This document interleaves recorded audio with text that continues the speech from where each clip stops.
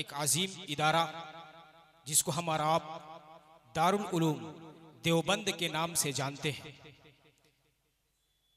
वहाँ की एक अजीम शख्सियत हमारे दरमियान में जलवा फरोज है। हम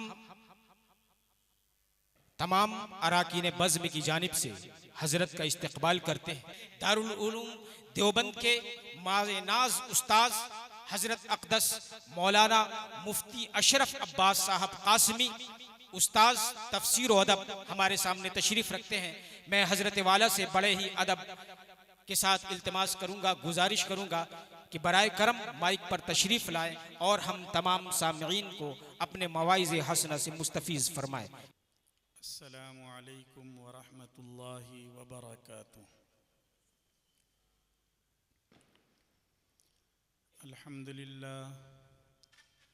अल्हम्दुलिल्लाह नहमदुहु व नस्तईनुहु व नस्तगफिरुहु व नुमिनु बिही व नतवक्कलु अलैहि व नऊज़ु बिल्लाहि मिन शुरूरि अनफुसिना व मिन सय्यिआति अमालिना। मन यहदिहिल्लाहु फला मुदिल्ल लहु व मन युद्लिलहु फला हादिय लहु। व अशहदु अल्ला इलाहा इल्लल्लाहु वहदहु ला शरीक लहु व अशहदु अन्न सय्यदना व शफीअना व हबीबना व मौलाना मुहम्मदन अब्दुहु व रसूलुहु। अम्मा बाद फ़क़द क़ाल अल्लाहु तबारक व तआला फ़ी किताबिहिल अज़ीम वल फ़ुरक़ानिल हमीद। अऊज़ु बिल्लाहि मिनश शैतानिर रजीम। बिस्मिल्लाहिर रहमानिर रहीम। या अय्युहल्लज़ीना आमनू क़ू अन्फ़ुसकुम व अहलीकुम नारा वक़ूदुहा अन्नासु वल हिजारा। वक़ाल तआला इन्ना नहनु नज़्ज़लना अज़्ज़िक्र व इन्ना लहू लहाफ़िज़ून। सदक़ल्लाहुल अज़ीम। वक़ाल अन्नबिय्यु सल्लल्लाहु तआला अलैहि वसल्लम इन्न मिन इजलालिल्लाहि तआला इकराम दिश्शैबतिल मुस्लिम व हामिलिल क़ुरआन गैरिल गाली फ़ीहि वलल जाफ़ी अन्हु व इकराम दिस्सुल्तानिल मुक़सित औ कमा क़ाल अलैहिस्सलातु वस्सलाम व अला आलिहि व सहबिहि अजमईन। स्टेज पर तशरीफ़ फरमा गिरामी क़द्र हज़रात उलमाए किराम, मुअज़्ज़ज़ सामिईन, बुज़ुर्गों, दोस्तों, दीनी भाइयों, अज़ीज़ बच्चों और पर्दा नशी माएँ और बहनें, हम सब के लिए खुशी और सआदत की बात है कि आज हम दीन की निस्बत पर, ईमान की निस्बत पर, इस्लाह की निस्बत पर और कुरान मुक़द्दस की निस्बत पर अपने मदरसे के तहत मुनाक़िद होने वाले इस प्रोग्राम का हिस्सा बने हुए हैं। उलमाए किराम के बयानात से मुस्तफ़ीद हो रहे हैं। आप हज़रात जो इतनी बड़ी तादाद में यहाँ इकट्ठे हैं, इससे इस बात का अंदाज़ा हो रहा है यकीनी तौर पर कि आप हज़रात का दीन से ताल्लुक़ है, कुरान करीम पढ़ने और पढ़ाने वालों से ताल्लुक़ है और जहाँ कुरान करीम की तालीम दी जाती है, हाफिज़ बनाए जाते हैं, उन मदरसों और इदारों से आपको लगाव और मोहब्बत है। और मदरसों से ये ताल्लुक़ यकीन मानिए ये हमारे ईमान की ज़रूरत है। और ये लगाव होना ही चाहिए। मदरसे क्या करते हैं, इनका मिशन क्या है, इनका एम क्या है? देखिए, इस वक्त की जो सबसे बड़ी समस्या है, जो सबसे बड़ा मसला मुसलमानों का है, वो कौन सा मसला है?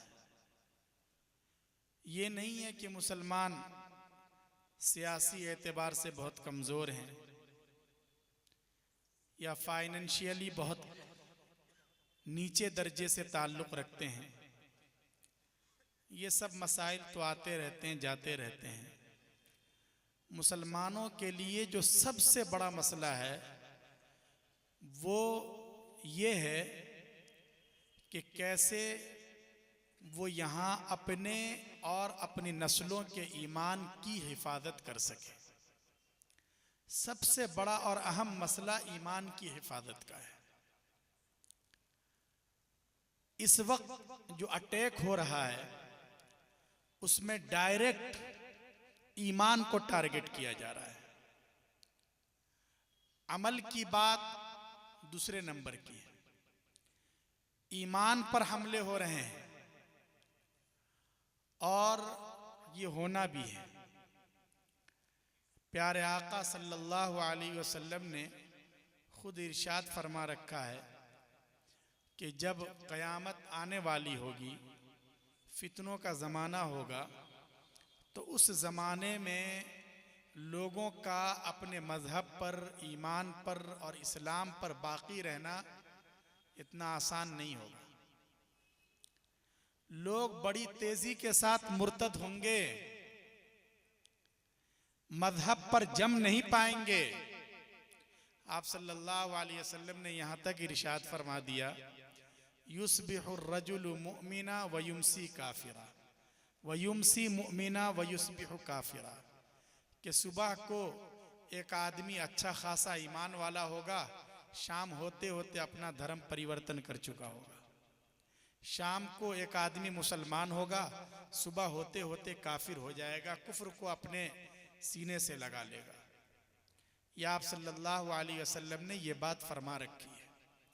और अब ऐसे हालात आ रहे हैं, आप हजरात खुद सुनते होंगे, आपके इल्म में ऐसे वाक़यात आते होंगे कि लोग थोड़े से बेनिफिट के लिए, बाद सरकारी स्कीमों से फ़ायदा उठाने के लिए अपने दीन और मज़हब को छोड़ देते हैं। हालात इतने ख़राब हो गए हैं कि हमारे जवान बच्चे हायर एजुकेशन के लिए जब वो अपने घर से बाहर निकलते हैं, हमारी जवान बेटियां वो जब इस तरह के एजुकेशन के लिए, कोर्सेज के लिए किसी कोचिंग सेंटर को ज्वाइन करती हैं और उन्हें अच्छा माहौल नहीं मिलता, गार्जियन की तरफ से, उनके माँ बाप की तरफ से उनकी सही निगरानी नहीं होती, उनकी दीनी तरबियत नहीं होती, तो फिर होता क्या है? आप शहरों के हालात ज़्यादा जानते हैं। जब ये अपने घर के बाहर कदम रखती हैं तो एक वक्त ऐसा आता है कि किसी के साथ आंखें चार होती हैं और उसके इश्क का और मोहब्बत का ऐसा भूत सवार होता है कि फिर उस बेटी को अपने माँ बाप, अपने ख़ानदान और अपनी बिरादरी की इज्जत की कोई परवाह नहीं रहती। वो इश्क में ऐसी अंधी हो जाती है कि एक वक्त ऐसा आता है कि वो किसी और के साथ फेरे लगाने पर तैयार हो जाती है, अपने दीन को छोड़ देती है, अपने मजहब का तौक गले से उतार कर फेंक देती है। याद रखिए, अगर हमारी नस्लों के पास ईमान ही नहीं रहा तो आखिर वो है किस काम की? हमारे पास जो सबसे कीमती सरमाया है वो क्या है? अरे ईमान ही का तो सरमाया है। ईमान से बढ़कर कोई दौलत नहीं है, यह अल्लाह का सबसे बड़ा इनाम है। लेकिन अगर ईमान ही खतरे में पड़ जाए, हमारे बच्चों का ईमान महफूज नहीं है, उनके फ्यूचर के बारे में कुछ नहीं कहा जा सकता, तो फिर आखिर हमारी जिंदगी किस काम की? ईमान से बढ़कर कोई दौलत नहीं है। इसलिए लोगों, अपनी आंखें खोल के रखो। अपनी और अपने नस्लों के ईमान की हिफाजत के लिए जो कुछ कर सकते हो कर लो। हालात बहुत तेजी के साथ बदल रहे हैं, कुछ नहीं कहा जा सकता कि कल को क्या होगा। अच्छे खासे घराने के बच्चे, अच्छे खासे घराने की बच्चियां मुर्तद हो रही हैं, आखिर इनकी फिक्र कौन करेगा? ईमान बहुत बड़ी दौलत है। देखिए, एक आदमी दुनिया में बहुत अच्छे काम करता है, अच्छा इंसान है, गरीबों की सेवा करता है, उसने फ्री में इलाज के लिए हॉस्पिटल्स की एक चेन बना रखी है, किसी की बिरादरी नहीं देखता, जात मजहब नहीं देखता, रात में भी लोगों की खिदमत के लिए खड़ा रहता है। तो अगर वो आपके पास आएगा, आपके गांव में, समाज में, आपके मोहल्ले में, तो जाहिर है कि आप उसका रिस्पेक्ट करेंगे, एहतराम करेंगे कि भाई ये अच्छा इंसान है, लोगों के काम आता है। अरे करेंगे कि नहीं करेंगे उसका रिस्पेक्ट और एहतराम? इलेक्शन का जमाना है, अगर वो कहीं से वोट के लिए भी आपके पास आ जाए तो हो सकता है कि आप उसके कार्य को देखते हुए उसे वोट भी कर दें कि अच्छा आदमी है ये। मसला ये है लेकिन कि उसके सीने में ईमान की रोशनी नहीं है, वो इस दुनिया से जा रहा है, तो उसके मरने के बाद क्या होगा? आपको भी अफसोस होगा और लोगों को भी अफसोस होगा। उसके मरने के बाद चौराहे पर कहीं उसके नाम की तख्ती भी लग जाएगी, बोर्ड भी लग जाएगा, गवर्नमेंट की तरफ से, संस्थाओं की तरफ से उसके लिए कुछ अवार्ड का भी ऐलान कर दिया जाए, यही सब कुछ तो होगा। लेकिन याद रखिए, आखिरत में जब वो अल्लाह के यहाँ पहुंचेगा तो महरूमी और नाकामी के सिवा उसे कुछ नहीं हाथ लगेगा। क्यों? इसलिए कि उसके पास ईमान नहीं है। अल्लाह रब्बुल इज्जत ने जो आखिरत बनाई है, जो जन्नत की नेमतें सजाई हैं, इन सब के लिए पहली और बेसिक शर्त जो है वो ईमान की शर्त। दुनिया की सारी अच्छाइयां, सारी खूबियां ये धरी की धरी रह जाएंगी। इसके बिलमुकाबिल एक आम सा आदमी है, गांव देहात से ताल्लुक रखता है, मोटा झोटा कपड़ा पहनता है, 2 वक्त की रोटी के लिए भी संघर्ष करता है। समाज में और बिरादरी में उसका कोई खास टाइटल नहीं है, कोई खास पहचान नहीं, कुछ नहीं, फटे पुराने कपड़े में रहता है। लेकिन अगर उसके सीने में ईमान का चिराग जल रहा है तो जब भी इस दुनिया से जाएगा कभी ना कभी जन्नत के दरवाजे जरूर उसका इस्तकबाल करेंगे, इसलिए कि उसके पास ईमान है। इसलिए याद रखिए, ईमान से बढ़कर कोई दौलत नहीं है। और इस वक्त इसी ईमान का मसला है। इसलिए अपने बच्चों को सिर्फ सुबह शाम की दुआएं याद नहीं करानी है, नमाज के फराइद और सुन्नतें ही नहीं बतलानी है, ये सब आप जरूर बतलाइए। एक मुसलमान बाप होने के नाते ये आपका फर्ज है कि आप अपने बच्चों को दीनदार बनाएं, ये सब सिखलाएं। लेकिन उससे पहले अपने बच्चों का अकीदा दुरुस्त कीजिए। अकीदा सबसे पहले जरूरी है, तौहीद का अकीदा, रिसालत का अकीदा, आखिरत के बारे में अकीदा, एक अल्लाह की जात पर उसका ईमान होना चाहिए। अगर अकीदे में कोई गड़बड़ी है तो आदमी चाहे लाख नमाजें पढ़े, रोजे रखे, कुछ नहीं होता। ये उसके लिए नजात का जरिया नहीं बन सकती ये चीजें। उसका अकीदा ठीक कराइए। रिसालत का अकीदा, रिसालत में सिर्फ ये नहीं है कि आका सरवर कायनात फख्र मौजूदात सल्लल्लाहु अलैहि वसल्लम अल्लाह के सच्चे पैगंबर और सच्चे रसूल हैं, सिर्फ ये नहीं, बल्कि उसके साथ साथ ये भी मानना जरूरी है कि आप सच्चे रसूल होने के साथ साथ आखिरी मैसेंजर हैं, आखिरी पैगंबर हैं। आपके बाद कोई नबी न आया है न आएगा। अगर कोई आपके बाद नबूवत का दावा करता है, चाहे वो कादियानी हो या उसके तर्ज पर काम करने वाला कोई शकील बिन हनीफ हो या कोई और मुर्तद हो, अगर कोई आपके बाद नबूवत का दावा करता है तो वो इस आकाश के नीचे, इस धरती पर दुनिया का सबसे बड़ा झूठा और मक्कार इंसान। आप अपने बच्चों को ये बतलाइए ताकि कल को जब ये कॉलेज जा रहे हों, कोई अगर खड़ा करके इन्हें ये कहे कि मैं मेहदी हूं, दज्जाल आ चुके हैं, मैं ईसा मसीह हूं, मेरी बात मानो, मुझे फॉलो करो, तो वो आपका बेटा उसे कह सके कि नहीं, तू तो झूठा इंसान है, तू नहीं है मेहदी, तू ईसा मसीह नहीं है, तू नबूवत का दावा करे, तुझे इसका इख्तियार ही नहीं दिया गया है। तो आप अपने बच्चों के ईमान की फिक्र कीजिए।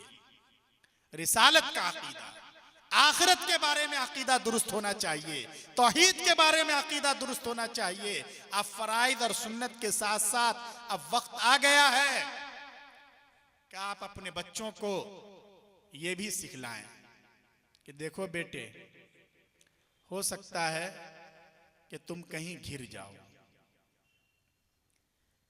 तुम कहीं अकेले पड़ जाओ। अरे बात समझ में आ रही है आप हजरात को? एक मर्तबा तो इधर आपने नजर डाल ली, अब इधर देखिए। ये तो उन लोगों के लिए है जो डायरेक्ट नहीं देख पा रहे हैं। आपसे तो हम माशाल्लाह बराह रास्त गुफ्तगू हो रही है। आप अपने बच्चों को ये भी सिखलाइए, अब वक्त आ गया है। देखिए, इस बात को अच्छी तरह समझिए, ये बहुत गंभीर मसला है इस टाइम का।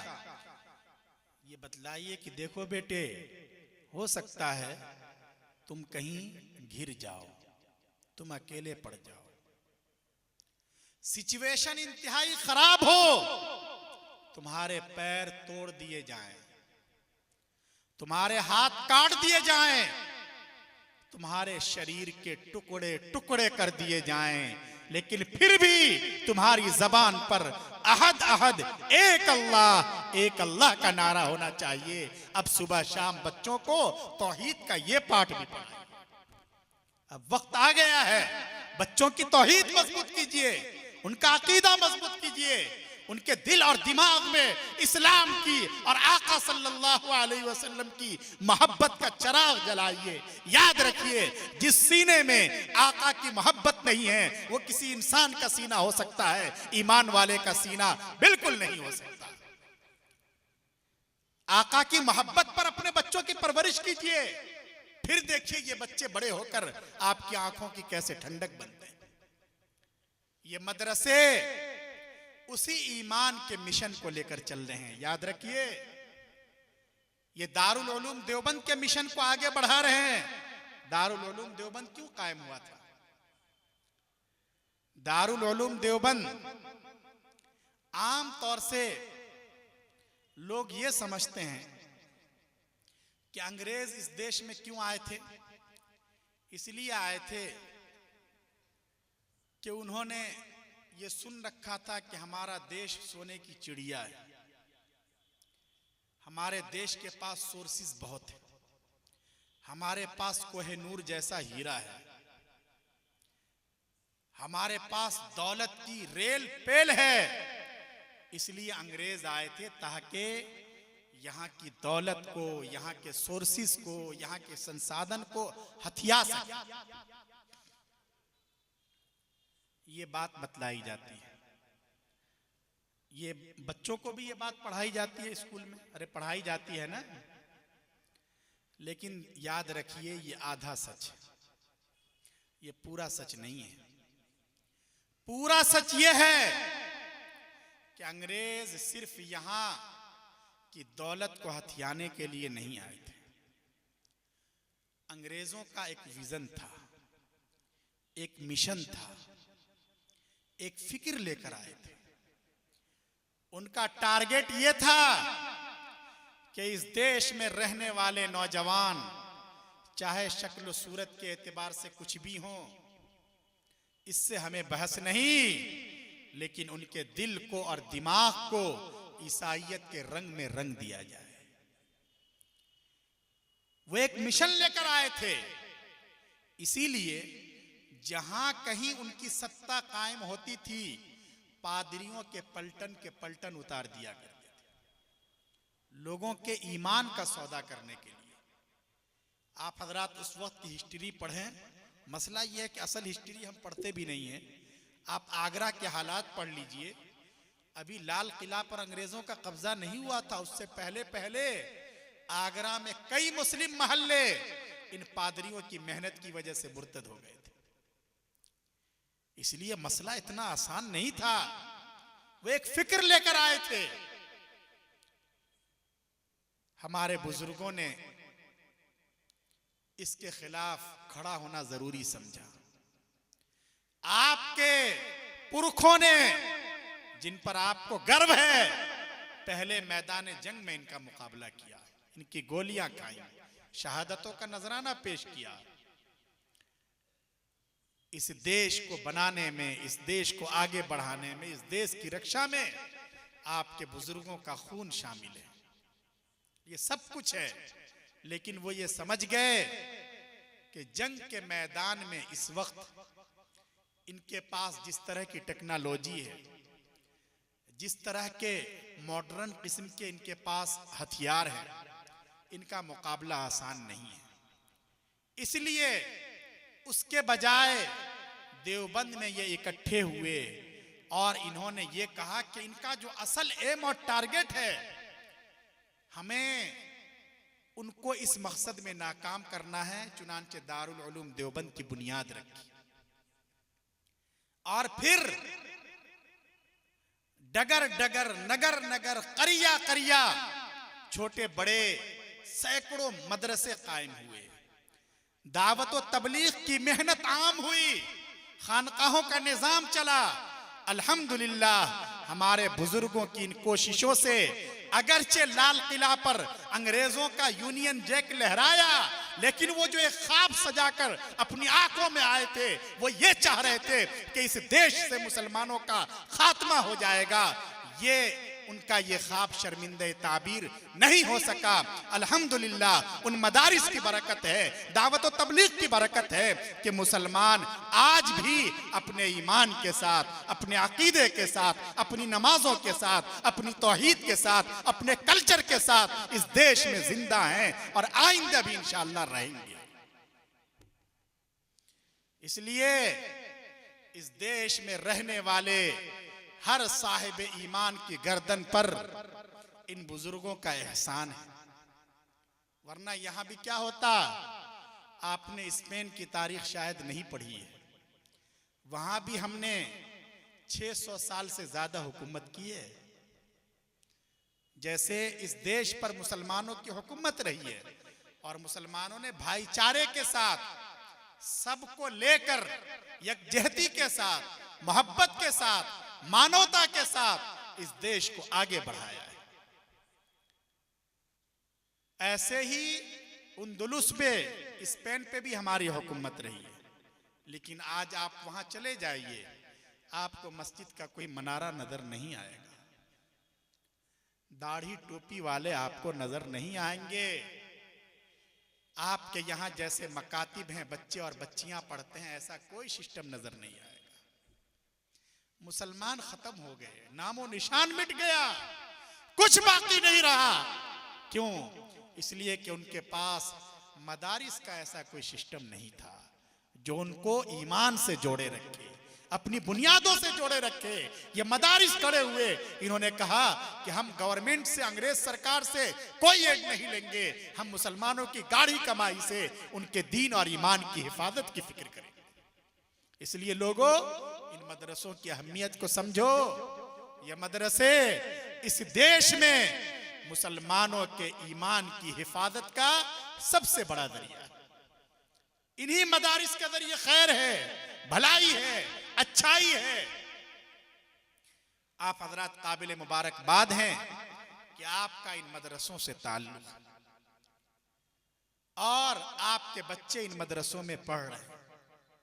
ये बहुत जरूरी है कि नस्लों के ईमान की फिक्र की जाए, उनको अच्छा एजुकेशन दिया जाए। मदरसों में क्या होता है? मदरसों में हमारे पास जो बच्चे आते हैं, हम उन्हें तौहीद सिखलाते हैं, अखलाक सिखलाते हैं, मरने के बाद वाली जिंदगी के बारे में बतलाते हैं। हमारे पास जो बच्चे आते हैं, हम उन बच्चों को बतलाते हैं कि देखो, अपने अंदर इंसानियत का जज्बा पैदा करो। हम इन छोटे छोटे बच्चों को यह तालीम देते हैं कि अगर तुम किसी मोहल्ले में रहते हो, तुम्हारे घर के बाहर कोई सड़क गुजरती है, अगर तुम अपने घर का कूड़ा करकट उस सड़क पे डाल देते हो, गंदा पानी उस सड़क पे बहा देते हो, जिससे आने जाने वालों को तकलीफ होती है, हो सकता है वार्ड मेंबर तुम्हें कुछ न कहे, प्रशासन के लोग तुम्हारे कुछ न कहें, लेकिन तुम जिस शरीयत को फॉलो करते हो उसके एतबार से तुमने जुर्म किया है। अल्लाह ताला के यहां जवाबदेही के लिए तैयार रहो। इस्लाम इसकी इजाजत नहीं देता। अल मुस्लिम मन सलिम अल मुस्लिमून मिन लिसानिही व यदिही। मुसलमान वो है जिसकी जबान से और जिसके हाथ से दूसरे लोग महफूज रहे। तुम कैसे मुसलमान हो कि तुम्हारे घर के पास गुजरने वालों का कपड़ा खराब होता है, उनके ऊपर छींटे पड़ते हैं, और तुम ये समझते हो कि हम हाफिज हैं, हम आलिम हैं और ये चीजें हमें बचा लेंगी? नहीं, दीन को समझो, शरीयत को समझो, इंसानियत के तकाज़ों को समझो। हम अपने इन बच्चों को ये बतलाते हैं कि देखो बेटे, पड़ोसी चाहे कोई भी हो, उसके साथ तुम्हारा व्यवहार और बर्ताव बहुत अच्छा होना चाहिए। हम इन्हें प्यारे आका सल्लल्लाहु अलैहि वसल्लम की एक हदीस सुनाते हैं। आका सल्लल्लाहु अलैहि वसल्लम ने क्या फरमाया पड़ोसियों के बारे में? आपने बड़ी सख्त हिदायत दी है, सख्त आदेश है आपके पड़ोसियों के बारे में। अगर तुम किसी बिल्डिंग में रहते हो, रहो, अच्छी बात है। तुम्हारे दस्तरखान पर तरह तरह की डिशें हैं, अनवाउ अक़साम के खाने हैं, खाओ, अल्लाह का शुक्र अदा करो, कोई बात नहीं है। लेकिन याद रखो, अगर तुम्हारी उस बिल्डिंग के नीचे, उस बिल्डिंग के पड़ोस में किसी गरीब की झोपड़ी है और उस झोपड़ी में, उस कच्चे मकान में रहने वाली गरीब फैमिली का गरीब बच्चा अगर रात को भूखे सोता है, बिलखता है, सिसकता है, और तुम पेट भर के खाना खाते हो और सो जाते हो, और कोई जरूरी नहीं है कि वो गरीब तुम्हारी जान पहचान का हो, कोई जरूरी नहीं है वो तुम्हारी बिरादरी का हो, कोई जरूरी नहीं है वो तुम्हारा रिश्तेदार हो, ये भी कोई जरूरी नहीं है वो तुम्हारे मजहब से ताल्लुक रखता हो सकता है वो कोई झा हो, वो कोई सिंह हो, वो कोई शंकर हो, वो कोई कुमार हो, लेकिन याद रखो, अगर तुम पेट भर के खाते हो और उस गरीब फैमिली का गरीब बच्चा अगर भूख की वजह से बिलखता है, सिसकता है, तो तुम सब कुछ हो सकते हो। प्यारे आका ने फरमाया, ला युमिन, तुम ईमान वाले नहीं हो सकते। ये कैसा ईमान है कि आदमी अपना पेट भर ले और उसे पड़ोस की फिक्र भी ना हो? नहीं, ईमान वाला वो है कि अगर मोहल्ले में आग लगती है तो उसे सिर्फ अपने घर की आग बुझाने की फिक्र नहीं होती, पड़ोस में लगने वाली आग को बुझाने की भी इतनी ही फिक्र होती है। ये ईमान का तकादा है, ये मानवता और इंसानियत इन बच्चों को सिखाई जाती है, इनके दिल और दिमाग में ये बात उतारी जाती है। हम इन बच्चों को अच्छा संस्कार देते हैं, हम इन बच्चों को बतलाते हैं कि देखो अपने समाज के बड़े बूढ़ों का एहतराम करो। मैंने जो हदीस पढ़ी है अजीब व गरीब हदीस है, उसमें आका सल्लल्लाहु अलैहि वसल्लम ने फरमाया कि अगर कोई आदमी बुढ़ापे को पहुंच जाए, उसकी कमर झुक जाए, वो लाठी का और सहारे का मोहताज हो जाए, ऐसे बूढ़े आदमी का रिस्पेक्ट करना, उसका एहतराम करना, उसके साथ मोहब्बत के बोल बोलना, ये उस बूढ़े का एहतराम नहीं, अबू दाऊद शरीफ की रिवायत है, बल्कि ये उस बूढ़े को पैदा करने वाले खुदाए जुल जलाल का एहतराम है। ये तालीम इन बच्चों को दी जाती है, इन बच्चों को बतलाया जाता है कि अपने माँ बाप के हक को समझो। अल्लाह रब्बुल इज्जत के बाद माँ बाप का हक है जो हक तुम्हें अदा करना है, और माँ बाप का हक बहुत अहम हक है। ऐसा हक है कि इनको हदीस के जरिए समझाया जाता है कि देखो अगर तुम्हें यह देखना है कि तुम्हारा अल्लाह तुमसे राजी है या नहीं, भाई ये तो हमारा सबसे बड़ा मसला है ना। हमारी जितनी एक्टिविटीज हैं, हमारे जितने काम हैं, जितने प्रोग्राम हैं, हम चाहे जमात में जाएं, हम चाहे मदरसे से जुड़ें, हम चाहे सदका करें, खैरात करें, सबका मकसद क्या है? अरे क्या है सबका मकसद? अपने अल्लाह को राजी करना, यही है ना मकसद। आप हजरात इतनी बड़ी तादाद में यहाँ आकर बैठे हुए हैं, इधर भी हैं माशाअल्लाह और इधर भी हैं, जो बैठे हुए हैं यहाँ आप क्यों आए? ये कोई सियासी स्टेज है? किसी नेताजी का भाषण होने वाला है? बल्कि आप सिर्फ इसलिए आए हैं कि कुरान करीम की निस्बत पर यह प्रोग्राम हो रहा है। हो सकता है कि अल्लाह ताला हमारी हाजिरी को कबूल कर लें, अल्लाह राजी हो जाए और आज के इस प्रोग्राम को हमारे लिए मगफिरत का और नजात का जरिया बना दे। अरे इसीलिए आए हैं ना यहाँ। तो हमारे हर काम का असल मकसद जो है वो अपने खुदा को राजी करना है। और है क्या? दुनिया वालों के पास है क्या कि हम उनके चक्कर में पड़े? हम सिर्फ अपने खुदा को अपना मकसूद बनाते हैं। तो अब सवाल यह है कि पता कैसे चलेगा कि मेरा खुदा मुझसे राजी है या नहीं? इसके लिए आका सल्लल्लाहु अलैहि वसल्लम ने एक स्टैंडर्ड बतलाया, एक मेयार बतलाया कि देखो उसका एक पहचानने का तरीका यह है। हम इन बच्चों को समझाते हैं। आका सल्लल्लाहु अलैहि वसल्लम ने फरमाया रिज़र रब फी रिज़ल वालिद, कि अगर तुम्हें यह देखना है कि तुम बहुत अच्छे अच्छे काम भी कर रहे हो, लोगों की सेवा करते हो और माशाल्लाह नमाज भी पढ़ रहे हो, सब कुछ कर रहे हो, अच्छी बात है, लेकिन तुम ये देखना चाहते हो ना कि तुम्हारा खुदा भी तुमसे राजी है या नहीं, तो उसको देखने का तरीका यह है कि ये देखो कि तुम्हारा बाप तुमसे राजी है या नहीं। रिज़र रब फी रिज़ल वालिद, अगर बाप राजी है इस धरती पर तो अर्श आज़म पर खुदा भी राजी है। लेकिन अगर तुमने बाप का दिल दुखा रखा है, मां की आंखों से आंसू निकलते हैं, वो बिलखती है, मोहब्बत के दो बोल सुनने के लिए तरसती और तड़पती है, वो परेशान है, तो तुम्हारी हैसियत, चाहे तुम बाहर कुछ भी कहलाओ, समाज में तुम्हारा रिस्पेक्ट हो, हाजी कहलाओ, नमाजी कहलाओ, लेकिन अल्लाह के यहां तुम्हारी हैसियत दो पैसे के बराबर भी नहीं।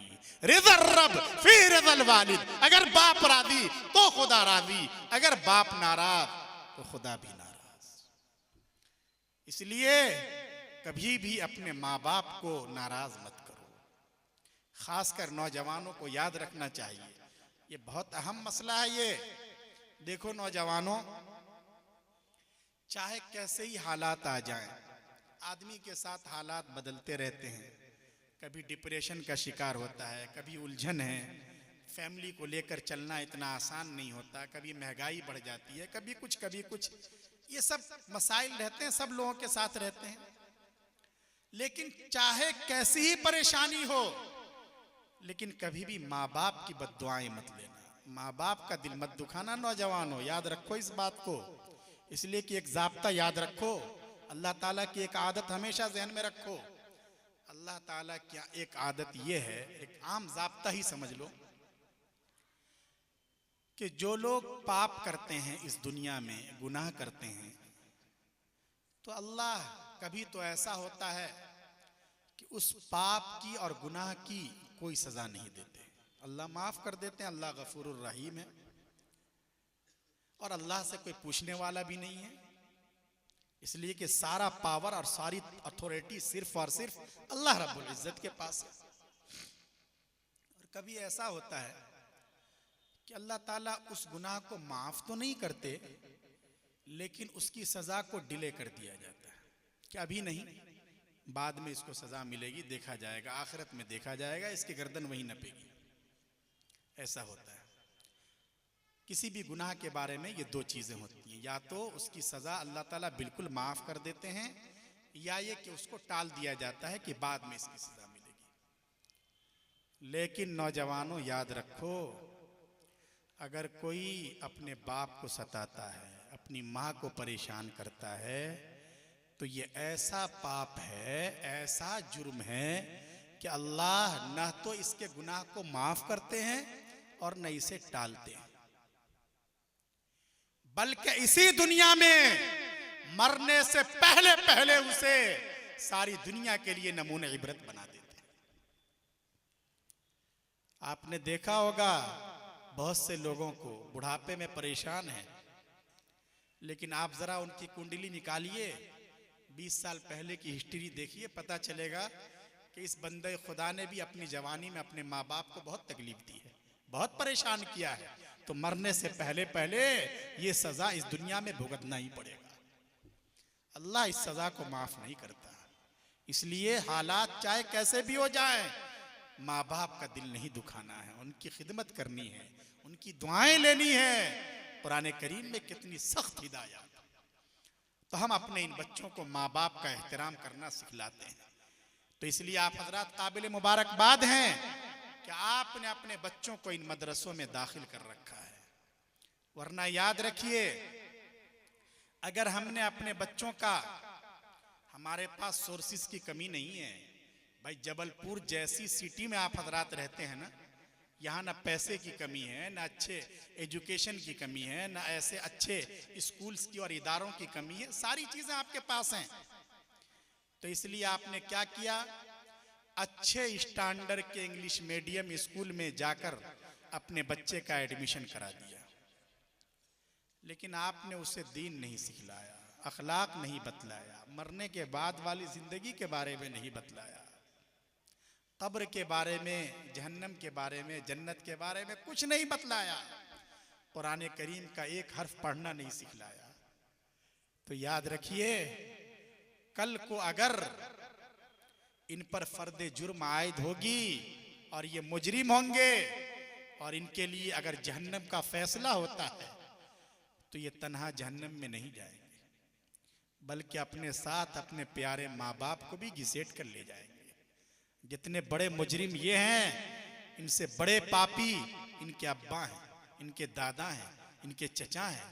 उन्हें बतलाना चाहिए था कि बेटे हम मुसलमान हैं, हम एक अल्लाह के अलावा दुनिया की किसी ताकत के आगे सर नहीं झुकाते। क्यों नहीं अपने बच्चों को बतलाया था, क्यों नहीं अपने बच्चों को सिखलाया था? ये मतलब हरगिज नहीं कि आप अपने बच्चों को स्कूल से निकाल लें, ये बिल्कुल नहीं कहा जाता। समझिए बात को, आप हमारे दर्द को समझिए, हमारे पैगाम और मैसेज को समझने की कोशिश कीजिए। हम ये नहीं कहते कि आप अपने बच्चों को स्कूल न पढ़ाएं। माशाल्लाह ये बच्चे आपके पास हैं, सामने बैठे हैं। ए बच्चे, तुम तो इधर देखो, हाफिज साहब इधर देखो तवज्जो से, ठीक है? पीछे वालों को तो शायद मैं नजर नहीं आ रहा हूं, इसलिए वो उधर देख रहे हैं, और तुम तो बिल्कुल फेस टू फेस देख सकते हो। तो ये मतलब नहीं, ये देखिए माशाल्लाह ये हाफिज कुरान बच्चे हैं ना, इन्होंने भी असली तालीम हासिल कर रखी है। हम ये बात इसलिए नहीं कहते कि आप अपने बच्चों को साइंस न पढ़ाएं, टेक्नोलॉजी न सिखलाएं। इसलिए कि हमारी कौम को सिर्फ अच्छे हाफिज़ों की ज़रूरत नहीं है, जैसे हमारी कौम को अच्छे हाफिज़ों की ज़रूरत है, अच्छे आलिमों की ज़रूरत है, अच्छे कारियों की ज़रूरत है, अच्छे मुफ्तियों की ज़रूरत है, अच्छे काजियों की ज़रूरत है, इसी तरह हमारी कौम को अच्छे डॉक्टर्स चाहिए, अच्छे लॉयर्स चाहिए, इंजीनियर्स चाहिए, बिजनेसमैन चाहिए, डिग्री होल्डर्स चाहिए। लेकिन हम जो बात आपसे कहना चाहते हैं वो ये कि आप अपने बच्चे को कुछ भी पढ़ाएं, कुछ भी बनाएं, बड़े से बड़े ओहदे पर उसे पहुंचा दें, लेकिन उसके दिमाग में ये बात बिठा दें कि वो पहले और आखिरी नंबर पर सिर्फ और सिर्फ मोहम्मद अरबी सल्लल्लाहु अलैहि वसल्लम का गुलाम है और यही उसकी सबसे बड़ी पहचान है। हमारी रिक्वेस्ट आपसे सिर्फ ये, आप अपने बच्चों को कुछ भी बनाइए, कौम को जरूरत है अच्छे डॉक्टर्स की, सबकी जरूरत है, लेकिन आप अपने बच्चे को मुसलमान तो बनाकर रखिए, उसे कलिमा तो सिखलाइए, नमाज तो सिखलाइए। और याद रखिए, अगर दीन आपने उस बच्चे को नहीं सिखलाया तो उसकी भी जिंदगी तबाह हुई और आपने अपना भी बेड़ा गर्क कर लिया। 80 साल का एक बूढ़ा आदमी, उसकी दाढ़ी के बाल सफेद हो गए, इकलौता बेटा, पूरी जिंदगी उसने अपने उस इकलौते बेटे के लिए संघर्ष किया, उसे अच्छी तालीम दिलाई और बड़े ओहदे पर पहुंचा दिया। वो यूरोप की किसी कंट्री में किसी बहुत अच्छी मल्टीनेशनल कंपनी का जीएम बन गया, बहुत अच्छी जिंदगी गुजार रहा है। 80 साल की उम्र में इस बूढ़े मियाँ का आखिरी वक्त आया, ये इस दुनिया से जा रहा है। लोगों ने उसे गुस्ल दिया, कफन में लपेट दिया, उसके बेटे को भी तिला कर दी गई। बेटा भी किसी तरीके से कोशिश की उसने कि पहली फ्लाइट से मैं पहुंच जाऊं। जब वो यहाँ पहुंचा है तो उसने देखा कि अब्बा मियाँ का जनाजा रखा हुआ है और लोग सफ में खड़े हुए हैं नमाज जनाजा पढ़ने के लिए। वो डायरेक्ट वहीं आया, उसने देखा कि लोग इस तरह खड़े हुए हैं तो वो भी लोगों के साथ आके खड़ा हो गया। हालांकि वो एक लंबा सफर करके आया है, रास्ते में उसे मालूम नहीं खड़े होकर पेशाब किया है, उसके कपड़े नापाक हैं, उसका जिस्म नापाक है, लेकिन उसे पता ही नहीं कि नमाज जनाजा से पहले मुझे अपने जिस्म और कपड़े को भी पाक करना चाहिए। इसी हालत में नमाज जनाजा में खड़ा हो गया, देख रहा है कि लोग हाथ उठा रहे हैं, वो भी हाथ उठा रहा है। अल्लाह के उस बंदे को यह मालूम ही नहीं है कि अब्बा जान की नमाज जनाजा में दुआ कौन सी पढ़नी है। क्या फायदा ऐसे औलाद से? उस बूढ़े की 80 साला जिंदगी बेकार गई ना, जिसके लिए उसने इतनी कुर्बानी दी। उसके अंदर इतनी भी सलाहियत नहीं है कि जब अब्बा इस दुनिया से जा रहे हैं तो कम से कम सही तरीके से शरीयत के मुताबिक नमाज पढ़कर पाकी की हालत में हम अपने बाप को यहां से रवाना कर सकें। तो इसलिए लोगों, अगर ऐसी औलाद होगी तो ये सब हमारे गले की हड्डी बनेगी और उस वक्त एहसास होगा कि हमने क्या किया था। इसलिए अपने बच्चों को दीनदार बनाइए, अपने बच्चों को अच्छा इंसान बनाइए, कुछ भी हो अपने बच्चों को कुरान करीम पढ़ाइए। माशाअल्लाह हमने देखा आज भी हमारे हाजी साहब का नाम क्या है, हाजी खुर्शीद अनवर साहब, माशाअल्लाह इनके यहाँ भी मकतब चलता है, उसका भी मुआयना किया और मरकज के तहत जो इदारा है जिसके तहत आज प्रोग्राम हो रहा है उसको भी देखा। माशाअल्लाह बहुत अच्छी फिक्रें हो रही हैं, दिल बाग बाग हो गया। ये इस तरह नस्लों को बचाने की कोशिश हो रही है, नस्लों को साहिब ईमान बनाने की कोशिश हो रही है। आप इसको मामूली न समझें, लेकिन इतने बड़े शहर में क्या इतने मकातिब और इतने इदारे काफी हैं? हमारे उलमा को, यहाँ जो अइम्मा हैं, उनको इस जिम्मेदारी को अपने सर लेना चाहिए। सर्वे करना चाहिए। कोई भी मुस्लिम घराना ऐसा न रहे, माशाअल्लाह सब बच्चे स्कूल जाते हैं, सब बच्चे अच्छी अच्छी तालीम हासिल कर रहे हैं, लेकिन आपको सर्वे करके इसकी फिक्र करनी चाहिए कि इस बच्चे के कलीमा नमाज का भी कोई फिक्र हो रहा है या नहीं हो रहा है। अगर नहीं तो आप उनके गार्जियन से मिलें, उनकी दाढ़ी पकड़ें, उनकी खुशामद करें कि कम से कम आप अपने बच्चों का फ्यूचर तबाह मत कीजिए, अपने बच्चों को जहन्नम के रास्ते से बचा लीजिए, वरना कल को ये सूर्य नमस्कार करेंगे, भारत की वंदना करेंगे, उल्टी सीधी हरकतें करेंगे, कुछ भी करेंगे और इन्हें कुछ पता नहीं चलेगा। इसलिए अपने बच्चों के ईमान की फिक्र कीजिए, अपने बच्चों को कुरान पढ़ाइए।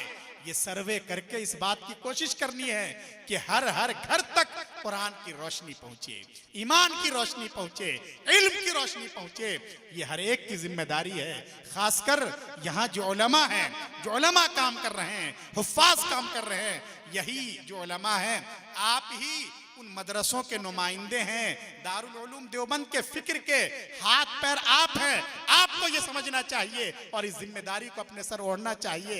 चाहे अवाम का ताउन मिले न मिले, अल्लाह ताला आपसे पूछेंगे कि आपके शहर में इस तरह की सूरत हाल थी, लोग इर्तिदाद की तरफ जा रहे थे, आपने उसके लिए क्या किया है। तो बहरहाल आप हजरात के बच्चे और बच्चियां इन इदारों में हैं, इन मकातिब में हैं, ये बहुत बड़ी बात है। लेकिन अपने पास पड़ोस की भी फिक्र कीजिए, अपने दोस्तों अहबाब की भी फिक्र कीजिए। बहुत से वो हजरात हैं जो किसी और शहर से यहाँ आकर काम कर रहे हैं, अपने अपने गांव में भी फिक्र कीजिए कि हमारे गांव में मकतब का निजाम चल रहा है या नहीं चल रहा है। अगर आपकी फिक्र से एक बच्चा अगर ईमान पर कायम रह गया, अगर उसने कुरान पढ़ लिया, तो जब आप आखिरत में कब्र में पहुंचेंगे तो आपकी नेकियों का मीटर चालू रहेगा और उस वक्त आपको एहसास होगा कि मैंने कितना अच्छा काम किया था। तो बहरहाल इसकी फिक्र करने की जरूरत है कि अपने बच्चों को नेक बनाएं, अपने बच्चों के ईमान और अखलाकियात की फिक्र करें, उन्हें सही तालीम दें ताकि वो डॉक्टर और लॉयर बनने के साथ साथ अच्छे इंसान भी बने और मुसलमान बनकर रहें। सभी हजरात फिक्र करेंगे इंशाअल्लाह। और देखिए ये बहुत जरूरी है बच्चों के बारे में फिक्र करना। क्यों? ये बच्चे जो हैं हमारे पास अमानत है। अगर ये बिगड़ गए तो फिर हमारी भी खैर नहीं है।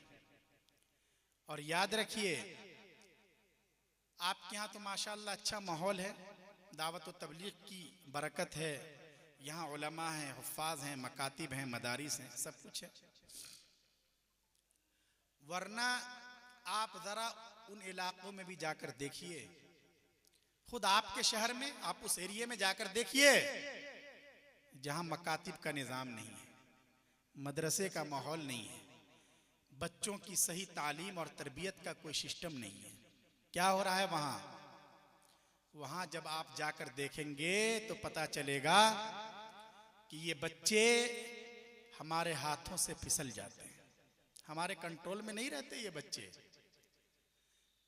कम उम्री में ही, ये बच्चे जहां तालीम नहीं है, मकातिब नहीं है, उनकी सही निगरानी और तरबियत का कोई निजाम नहीं है, उस मोहल्ले में और उस इलाके में ये बच्चे कम उम्री में ही, यानी 8 साल के बच्चे, 10 साल के, 12 साल के बच्चे क्या करते हैं? ये क्या करते हैं?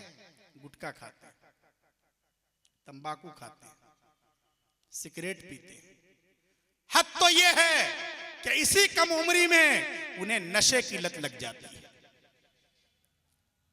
आपको शायद इन चीजों का तजर्बा ना हो, आप अच्छे माहौल में हैं, लेकिन हर जगह की सूरत हाल यकसा नहीं है। हम आपको जो बतला रहे हैं आप उस बात को समझिए। कम उम्री में ही नशे की लत लग जाती है, हालांकि नशा, शराब ये तो बिल्कुल हराम और नाजायज है ना। अरे नापाक चीज है। जैसे पेशाब नापाक और हराम है, ऐसे ही शराब भी नापाक और हराम है। अगर कपड़े पर पेशाब लग जाए, उस कपड़े के साथ नमाज नहीं होती है। ऐसे ही अगर कपड़े पर शराब लग जाए, उस कपड़े के साथ आप नमाज नहीं पढ़ सकते। अल खमरु जुम्माउल इस्म, शराब गुनाहों की जड़ है। क्यों? इसलिए कि आदमी जब शराब पी लेता है, नशे में होता है, तो वो दुनिया का बड़ा से बड़ा कांड कर सकता है, किसी का मर्डर कर सकता है, किसी के साथ मुंह काला कर सकता है, कुछ भी कर सकता है। इसलिए शरीयत ने इसकी बिल्कुल इजाजत नहीं दी। जब आदमी शराब पीता है उसके सीने से ईमान छीन लिया जाता है। अल्लाह रब्बुल इज्जत ने फरमाया, या अय्युहल्लज़ीना आमनू इन्नमल खमरु वल मैसिरु वल अंसाब वल अज़लाम रिज्स मिन अमलि शैतान। ऐ ईमान वालो, ये खमर यानी शराब और मैसिर यानी जुआ और सट्टेबाजी, ये सब गंदी चीजें हैं, शैतानी काम है, इनसे बचो। तो खमर के माने ही शराब है। अरबी में शराब को क्या कहते हैं? खम्र। और शराब का मतलब भी समझ लो नौजवानों, वरना न जाने कैसी कैसी तावीलें करते रहते हैं। ये शराब का मतलब है हर वो चीज जो नशा पैदा करे। अरे क्या करे? नशा पैदा करे। चाहे हम उसे शराब कहें, चाहे हम उसे बियर कहें, चाहे हम उसे भंग और गांजे का नाम दें, चाहे वो लिक्विड शक्ल में हो, कैप्सूल की शक्ल में हो, सिगरेट के जरिए या इंजेक्शन के जरिए उसका असर शरीर के अंदर तक पहुंचाया जाए, या आजकल जो आइस नशा चला हुआ वो हो, या ये कि कोई खांसी की दवा कोरेक्स को इतनी बड़ी मात्रा में पी ले तो उसका दिमाग घूमने लगे, अगर उसकी वजह से नशा है तो वो शराब है, हराम है और इस्लाम के खिलाफ बगावत है, उसकी बिल्कुल इजाजत नहीं। लेकिन आप देख लीजिए समाज में कैसी तबाही मची हुई है। आखिर इसकी फिक्र कौन करेगा? हाजी साहब ये सोचते हैं कि मेरा पोता तो बहुत अच्छा है, वो नशे के करीब भी नहीं जाता। हाँ, मेरे पड़ोस में कुछ औबाश किस्म के बच्चे हैं, ये तो बाप दादा के जमाने से ही बिगड़े हुए हैं, वो पीते हैं, इसलिए हाजी साहब मुतमईन होकर सो रहे हैं। नहीं हाजी साहब, आप ज्यादा दिनों तक मुतमईन नहीं रह सकते। याद रखिए, अगर चिंगारी उठती है किसी के घर पे तो कभी भी आपके घर को भी आग लगा सकती है। इसलिए आप इत्मीनान से मत रहिए। अपने समाज में अगर एक बुराई पनप रही है, उसको खत्म करने के लिए जो कुछ कर सकते हैं अभी से उसकी फिक्र कीजिए। तो ये जहां एजुकेशन नहीं होता, सही तालीम नहीं होती, सही तरबियत नहीं होती, वहां इस तरह का माहौल हो रहा है। हमारे बच्चे बिगड़ रहे हैं, तबाह हो रहे हैं, नौजवान तबाह है, नौजवान लड़कियां तबाह हो रही हैं, तो आखिर इसकी फिक्र कौन करेगा? इसलिए हर जगह तालीम के अच्छे इदारे हों, जहां अच्छा इंसान बनाया जाए, बच्चों को अच्छा सलीका सिखलाया जाए, बच्चों को अच्छी जिंदगी गुजारने के लिए एक अच्छा आइडिया दिया जाए ताकि वो अच्छे इंसान बन सके। और सभी को इसकी फिक्र करने की जरूरत है। बहुत सी चीजें सिर्फ इस वजह से हैं कि हमारे पास सही एजुकेशन नहीं है, सही तालीम नहीं है। जैसे अभी हजरत मुफ्ती साहब फरमा रहे थे आपसे शादी के बारे में। शादी में क्या होता है, वहां भी हमारी जहालत खूब नाचती है। भाई, हमारे यहाँ जो शादियां होती हैं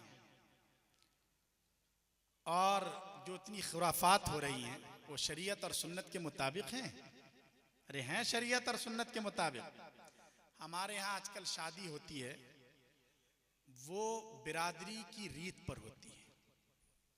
समाज में, बिरादरी में जो बहुत पहले से परंपराएं चली आ रही हैं उसके मुताबिक होती है। हद तो ये है